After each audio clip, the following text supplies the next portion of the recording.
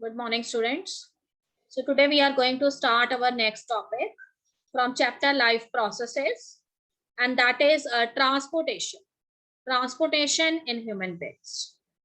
So student, whenever we use the term transportation, in case of human beings, then it is concerned with the blood vascular system. And you have also studied the various components of your blood vascular system or your circulatory system, in other words. You have heard about blood, its functions, arteries, veins, capillaries, and heart.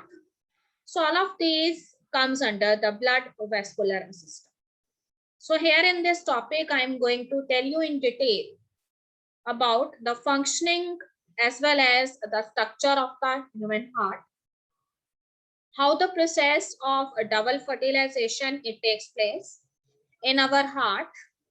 Beside this, we will also study about the different type of blood vessels. These may be arteries, veins, and capillaries.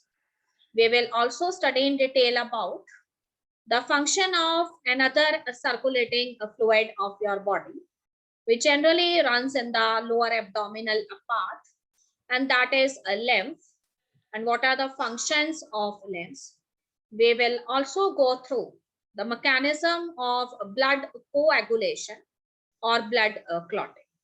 So let's start our topic, the blood vascular system or transportation in case of human beings. So students, the blood vascular system, it is actually the main circulatory system of your body. So it comprises of blood, which is a fluid connective tissue, heart, and the various type of blood vessels. So the main component, which is blood, that is the circulatory fluid. It performs variety of functions in your body.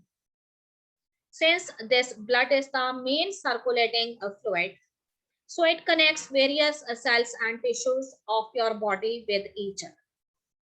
This blood, which is the fluid connective tissue, perform a variety of functions. The first function of blood is that it is involved in the transportation of food materials, excretory products, as well as it is also involved in transportation of various enzymes, hormones, nutrients, and certain ions. So this blood, it is playing significant role in the transportation mechanism. Yes, students, if we are talking about the composition of this blood and the various functions it performs, so this blood, it consists of so many components. We broadly divided it into two types. These may be the blood cells or blood corpuscles. And the second thing is the ground substance of the blood, which is known as blood plasma. It is a straw color fluid-like substance. As I have already explained you the functions, that blood is a type of a liquid connective tissue. The major function of this blood is a transport. So what things are transported by this blood? Number one, the blood, which is the main circulatory fluid, it is involved in the transportation of respiratory gases such as oxygen, carbon dioxide, etc. Here, the blood is also involved in the transportation of nutrients, various metabolic waste that are generally generated in the cells and tissues. It also involved the transport of glucose, amino acids, certain important hormones, and enzymes are also transported by blood. Antibodies, they are also circulating in the blood, various type of electrolytes as well as ions. Yes, children, if we see the components of the blood, so the first component is plasma. It is a connective tissue in which formed elements means the blood cells, they are generally suspended. So it is a kind of a fluid matrix. It is straw colored and it is called plasma. So the formed elements of the blood, they are of three types. These may be erythrocytes, the red blood cells, leukocytes, the white blood cells, and platelets, or you can say blood platelets, which are actually the cellular fragments of the bigger cells known as megakaryocytes. And these cell fragments, which helps in the process of blood coagulation or blood clotting, they are present in millions of numbers. They are called blood platelets. Yes, children, here I have shown you the detailed description regarding the functions of the blood, that this blood, it generally supply oxygen to the tissues. It also supply various type of nutrients, glucose, amino acids, fatty acids.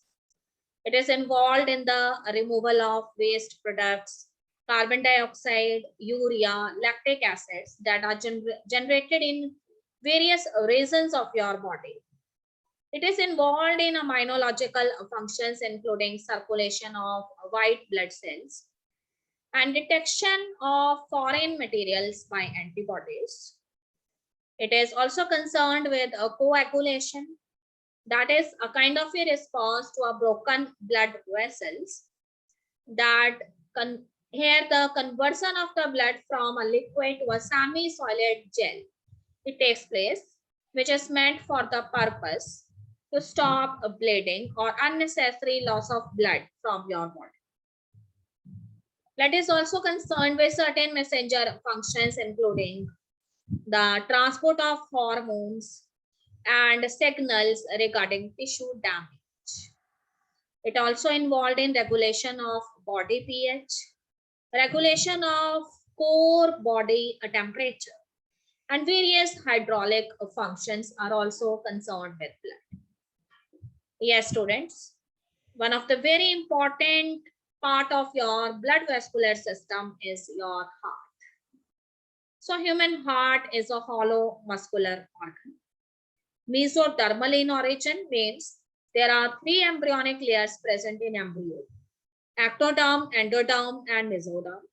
The middle layer, which is known as mesoderm, it is actually that embryonic layer from which your heart it generates. So where your heart is located, it is located in the thoracic region between your two lungs. Slightly left, it is shifted towards your left. So four chambers are there in heart. The upper two chambers, they are known as right and left auricles or atrioles. And the lower two chambers, they are known as right and left ventricles. Four valves are also present in the heart that I will tell you in detail later on. And right side of the heart is always receive blood from the body and send it to the lungs. So this means the right side of the heart, the right auricle and the right ventricle, they generally have the, you can say, deoxygenated blood, because this blood comes from various cells and tissues of your body. And the left side of your heart, it actually receives blood from the lungs. This means this blood is rich in oxygen and it is a oxygenated blood. And this blood is later sent to different cells and tissues through aorta. So here you can see the diagram of your heart. Aorta is the bigger artery. Then pulmonary arteries are there, which carries the blood from the heart to the lungs. Then left auricle or left atrium, then left ventricle, then right atrium, right ventricle.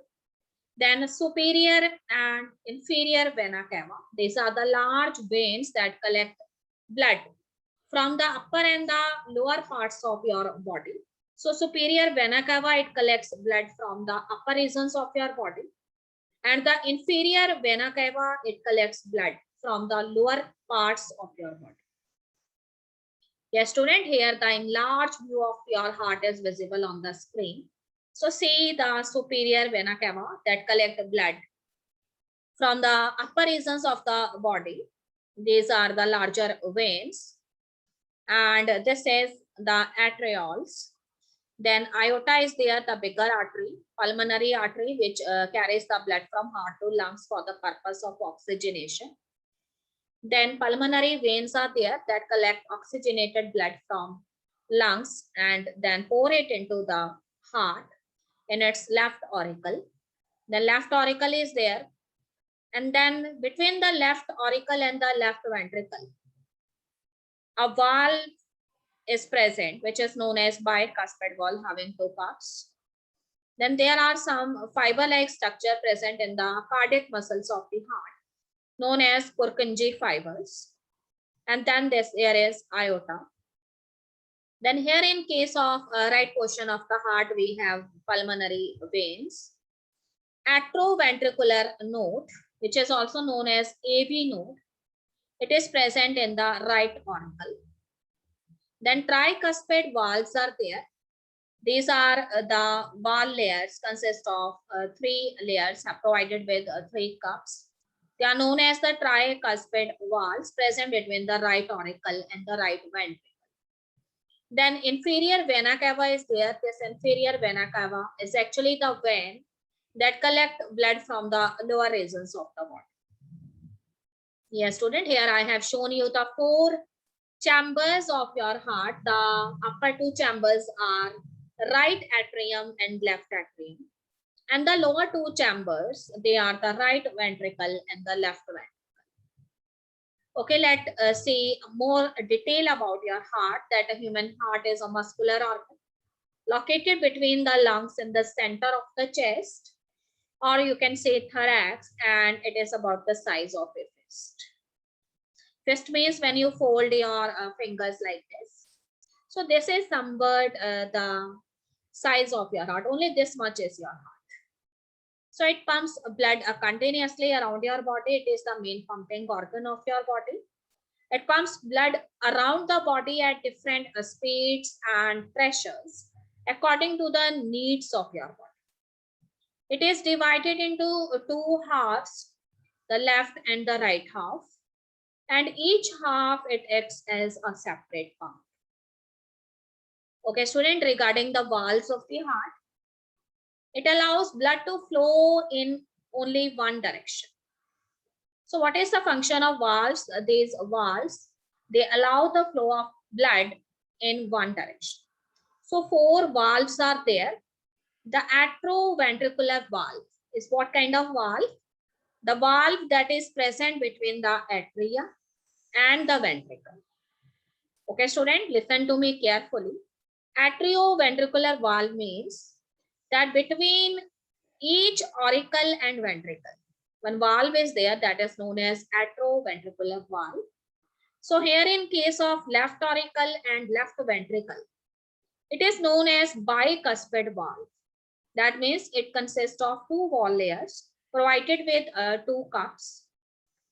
It is known as bicuspid valve, and between the right auricle and right ventricle, the valve which is present, it is known as a tricuspid valve, having three layers provided with three cups. And in addition to these semilunar valves, they are also present between ventricles and arteries. So first is the pulmonary semilunar valve. Pulmonary semilunar valve is actually present in the right ventricle. So you know that the right ventricle, it generally contains the deoxygenated blood. So its oxygenation must be required. So it is sent to the lungs. So when this pulmonary semilunar valve, it opens, the right ventricle, it pours its blood into the pulmonary artery, which carries this blood to the lungs for the purpose of their oxygenation. And second is aortic semilunar valve. So this valve is present in the left ventricle. And when this aortic semilunar valve, it opens, the blood is poured from the left ventricle into the aorta, which is the bigger artery. And from the aorta, slowly, this blood, it goes to various arteries, arterioles and capillaries, which supply blood to different cells and tissues of your body. Yes, student, here I am going to tell you the major differences between two blood vessels, which are known as arteries and veins. So listen to me carefully. Arteries carries blood away from the heart, and veins, they always carries blood towards the heart from the cells and tissues. So these arteries, they carries blood, and that blood is under high pressure. Whereas veins, they collect blood from cells and tissues. This means this blood is under low pressure. Then arteries, they have thick walls because the pressure of blood is more in the arteries. And the veins, they are provided with thin walls because the pressure of blood is low in the veins. Here the arteries shows a pulse flow, and the veins, they shows a smooth flow. The lumen of the arteries is narrow, whereas the lumen of the veins is large. Lumen means cavities. So arteries are not provided by any valves, whereas valves are present in the veins so that the backflow of blood can be prevented. So arteries, here the blood is rich in oxygen, except the pulmonary artery, which generally carries a deoxygenated blood from the right portion of the heart to the lungs for the purpose of oxygenation. So here in veins, the blood is poor in oxygen, except pulmonary veins, which generally collect oxygenated blood from heart and pour it in the left chamber of the heart. And this is the oxygenated blood. Yes, student, here you can see the large view of the arteries and veins. So see, the arteries have the broader lumens and veins have narrow lumens. And here you can see the diagram of the human heart. Aorta is there, superior vena cava, pulmonary valves, tricuspid valves, mitral valves, aortic valves, pulmonary veins, pulmonary arteries, all of it. Yes, student, here I have written the differences between arteries and veins in detail. So blood, regarding blood, the pure oxygenated blood rich in nutrients are carried by arteries, whereas the veins, they carries impure deoxygenated blood rich in waste materials. And regarding the walls, arteries walls are rigid, thicker and higher muscular, whereas veins walls, they are thin and collapsible. Regarding their location, arteries are deeply situated within the body, whereas veins are located superficially, peripherally, closer to your skin. Then regarding the color, arteries are red in color and veins are blue in color or somewhat green in color. The direction of blood flow, arteries carries blood away from the heart to various parts of the body, whereas veins carries blood from various parts of the body towards the heart. Then flow of pressure of blood. So pressure is high as the blood flow by the pumping pressure of the heart in arteries. And in veins, the pressure is low as the blood flow by the capillary action of the veins. And if we are talking about their oxygen levels, so oxygen levels are quite high in the arterial blood, and oxygen level is low comparatively in the veins. So here I have also written some points regarding arteries, veins, and capillaries. So I am going to read the points related with capillaries only. Capillaries have walls that are only 1 cell thick, children. Capillaries allow exchange of material between the blood and the surrounding cells. And capillaries, they are situated in the terminals of arteries or veins.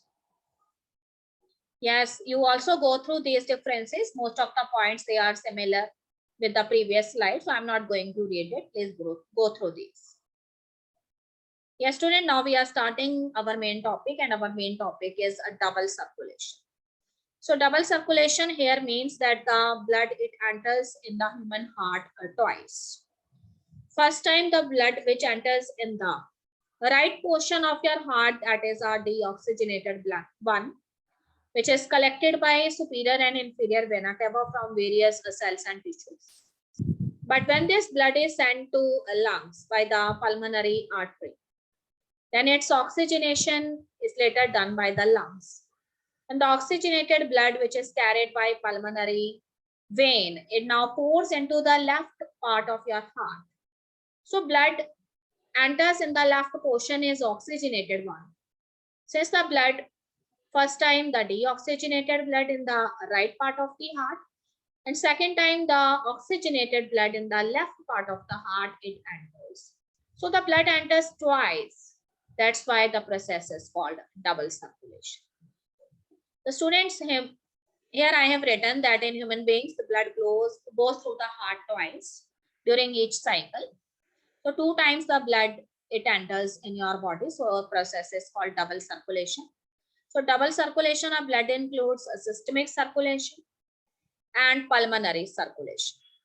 So systemic circulation means it supplies oxygenated blood from left auricle to the left ventricle, thereby pumped blood to various body parts.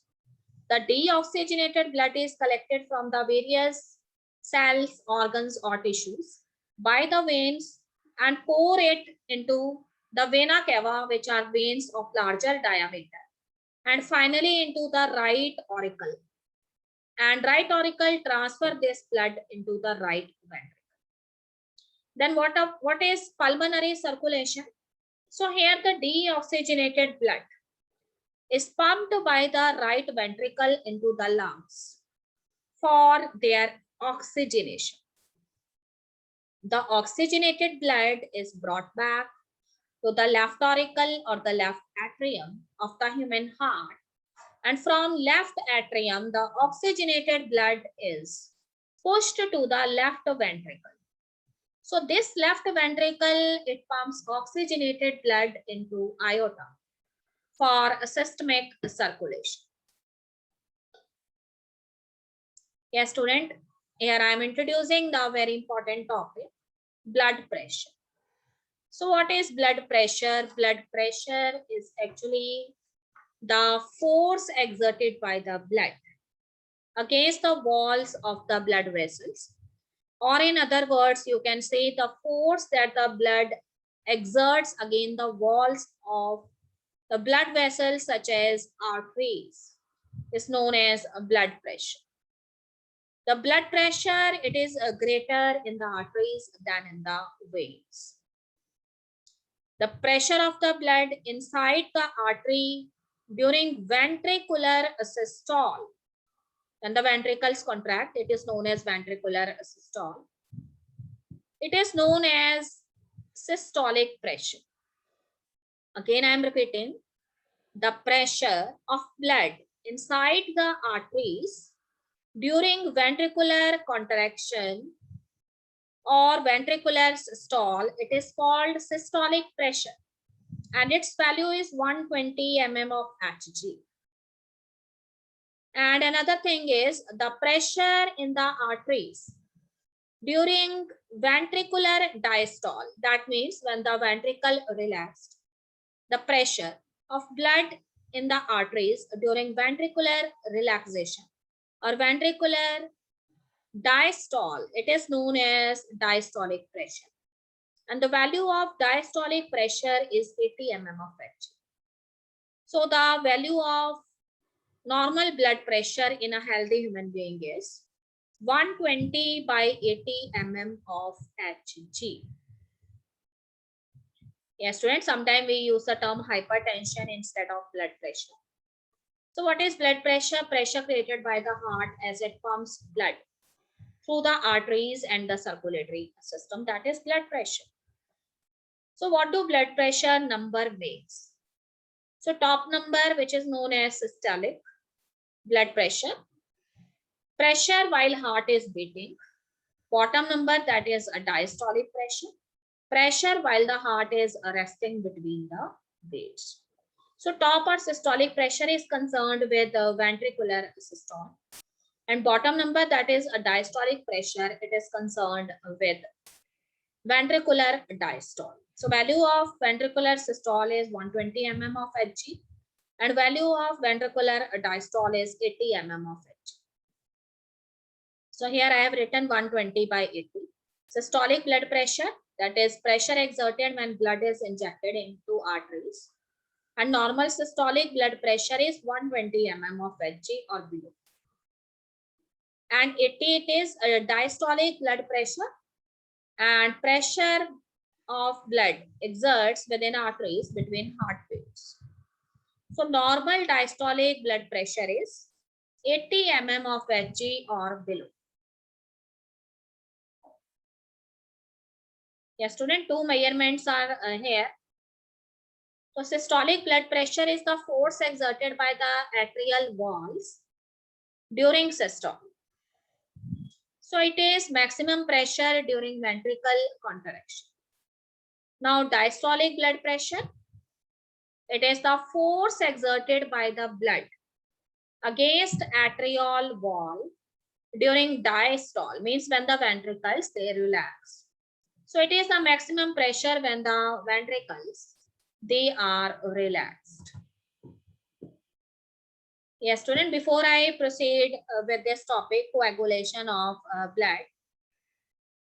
So before this, I want to tell you more about the process of double circulation in human heart. So you know that our heart has four chambers, upper two are left and right auricles, and below are left and right ventricles. I have already explained that between both of these auricles and ventricles, walls are present and they are known as atrioventricular valves. And if we are talking about the right portion of your heart, so always remember that right portion of your heart, it always receives deoxygenated blood. And deoxygenated blood means the blood that is poor in oxygen. This means this blood is collected from the cells and tissues by the superior and inferior vena cava, which are actually the veins of larger diameter. So when this blood, it enters into the right auricle, then the right auricle gets saturated with this deoxygenated blood. And the pressure of the blood, it rises in the right auricle. So the right auricle, when it exerts the pressure, a valve is present between right auricle and ventricle, and that is the bicuspid valve provided with two cups. So both of these two cups, they open from this bicuspid valve, and the blood which is present in right auricle, it enters into right ventricle. So when this bicuspid valve it open, then it produces a sound that is the first heart sound, and it is known as lup. It is known as lup, that is L-U-P, lup. Then when the right ventricle they receive the blood, again the pressure of the blood rises in the right ventricle, and this pressure it opens the semilunar valve of the right ventricle, which is present at the ends of the right ventricle. So when these semilunar valves they open, because right ventricle has deoxygenated blood, so this deoxygenated blood must have to be sent to the lungs for oxygenation. So it is poured into the pulmonary artery. So the semilunar valves that are present at the end of these right ventricles, they open and carries this blood to the pulmonary artery. Then second heart sound is produced, and that is known as dup. And similar is the case with the left auricle and ventricle too. You know that in the left portion of your heart, oxygenated blood, it is poured in the left auricle of the heart by the pulmonary vein, which collects blood from the lungs after oxygenation. So the left auricle, they have blood that exert pressure on the tricuspid valve, a valve that is present between the left and auricle and right auricle. It is provided with three cups. So all of these three cups, they open. And in this way, the first heart sound, it is produced. And that is known as lup. Then the blood enters into the Left ventricle, you know that the left ventricle is provided with valves, semilunar valves. So these semilunar valves, they open and the blood enters into the bigger artery known as aorta. So when these semilunar valves, they open, then the second heart sound is produced, and that is known as duck. So one thing that you have to remember in your mind is that the first heart sound is generated in the heart by the opening of tricuspid and bicuspid valves simultaneously, which are present between the left and right auricles respectively. And the second heart sound is produced by the opening of the semilunar valves present between the left and the right ventricles. Since the blood, it enters into the heart twice, first time the deoxygenated blood in the right auricle, and second time the oxygenated blood in the left auricle. So that's why the process is known as double circulation. Okay, student, now we proceed further. So here I am going to tell you about a very important process, and that is known as coagulation of blood. So all of you know very well that blood is somewhat liquid in nature. It is a fluid-like substance. It is a fluid connective tissue.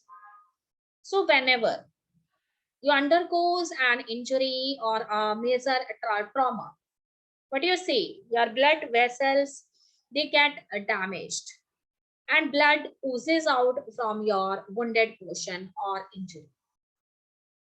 So in order to prevent the loss of blood from the ruptured blood vessels, there is one property found in your blood, that this blood, which is actually in the liquid form, it converts into a semi-solid gel-like substance and stop flowing within some seconds. So this process is known as blood coagulation or blood clotting. All of you heard about blood plasma. It is a straw-colored substance. And in the beginning of the chapter, I explained you that in the blood plasma, three types of proteins are present. These are fibrinogens, globulins, and albumins. So these fibrinogens, which are proteinaceous in nature, proteins they are present in the blood plasma. And as soon as you got injury, these fibrinogens, which are earlier present in your blood plasma in inactive form, they becomes active and converts into fibrins, which are the fiber-like, you can say, fibers. And these fibers, they lay side by side, one above the another, on your wounded portion and thus sealed the injury. But this mechanism is a broader one. Here only not only the activation of fibrinogens, which are the kind of proteins, takes place, whereas one enzyme, which is known as prothrombin, it is also present in your blood plasma, but in inactive form.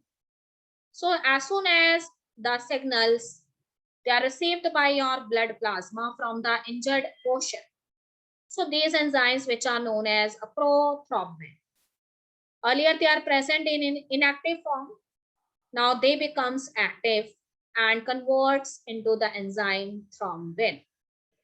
So here in the activation of prothrombin into thrombin, 10 to 12 enzyme complex is involved, and that is known as a thrombokinase. So this is all about the process of coagulation of blood. So here I have written the important points related to that. The blood coagulation takes place in 3 steps. Formation of prothrombin activator in response to rupture or damage to the blood vessels. Second is conversion of prothrombin activator to thrombin, which is an enzyme. The thrombin acts as an enzyme to convert fibrinogens, which are the characteristic proteins found in the plasma, into fibrins, which are thread or mesh-like fibers of platelets.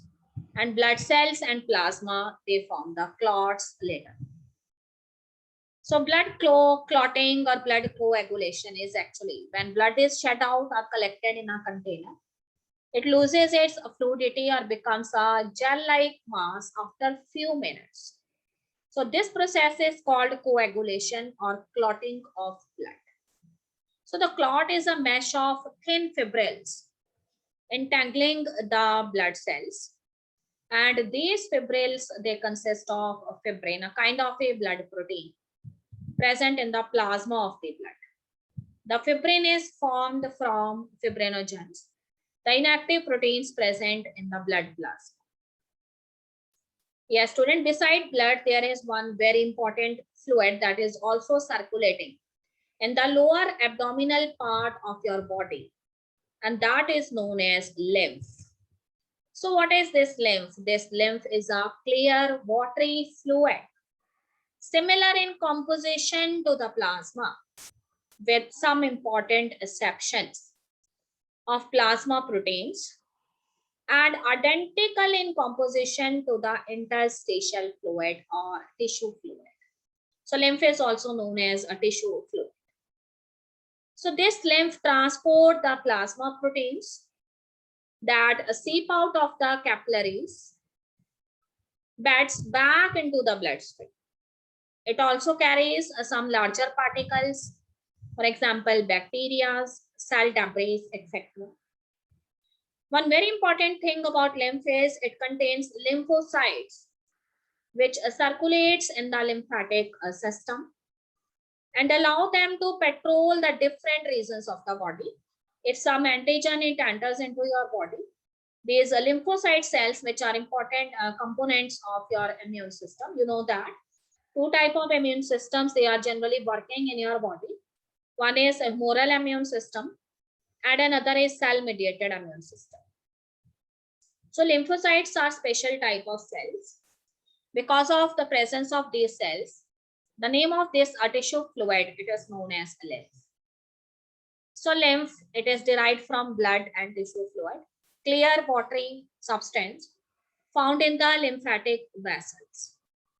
So interstitial fluid, it is known as interstitial fluid that fills the spaces around cells. So what is the story behind lymph? That when the blood from the arteries, it pours into the capillaries, then you know that these capillaries are the thin kind of blood vessels, one cell thick only. Some of the blood, it leaks from the arteries and it comes in the interstitial spaces that present between the cells or the tissue.